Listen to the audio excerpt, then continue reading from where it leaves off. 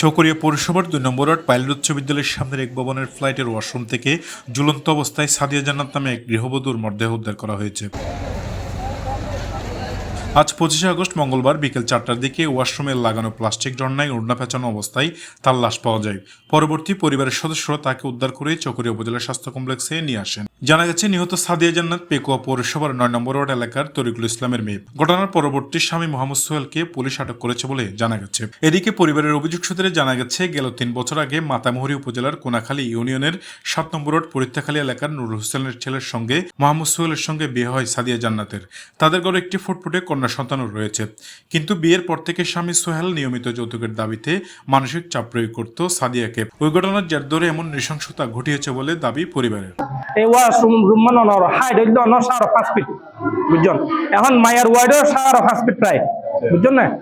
এখন 5 fit washroom মধ্যে যে 5 ফিট উগা মায়া কেমনে চাই এখান কষ্ট পাইলো, বুঝছেন না?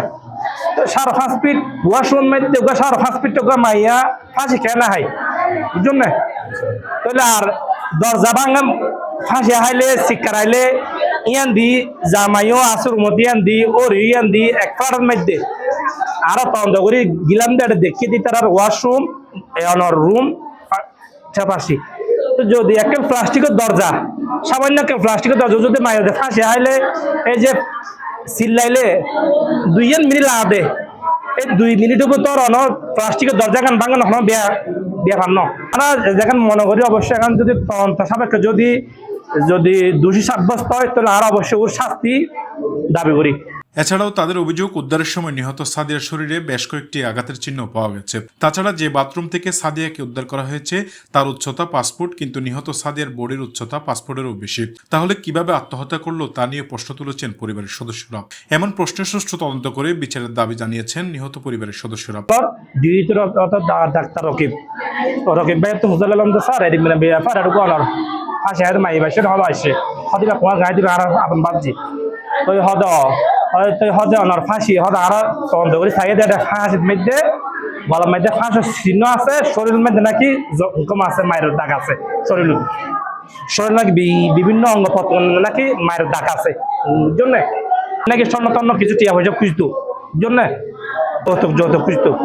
এখানে ডাইরেক্ট সন্দেহজনক আর সন্দেহজনক জামাই ওর হাজবেন্ড এবং এদিকে নিহত সাদিয়ার শাশুড়ি জানান তার কন্যা সন্তানকে শাসানোর পরবর্তী বাথরুমে ঢুকেন। এরপর অধিক সময়ে বাথরুম থেকে বের না হয় সন্দেহ তৈরি হলে সজোরে বাথরুমের দরজা ধাক্কা দিই, পরে তাকে ওড়না পেঁচানো অবস্থায় দেখা যায়।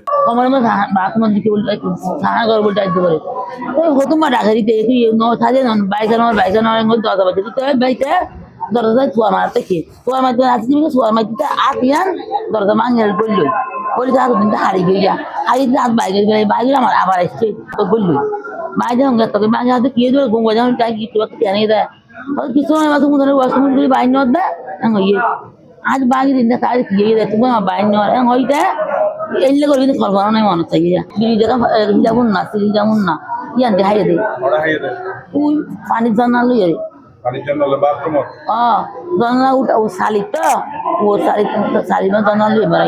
এদিকে চকরিয়া থানা পুলিশ জানান লাশ উদ্ধার করা হয়েছে, পরবর্তী আইনগত ব্যবস্থা প্রক্রিয়াধীন। শফিউল করিম সবুজ, চকরিয়া এক্সপ্রেস নিউজ ডেস্ক।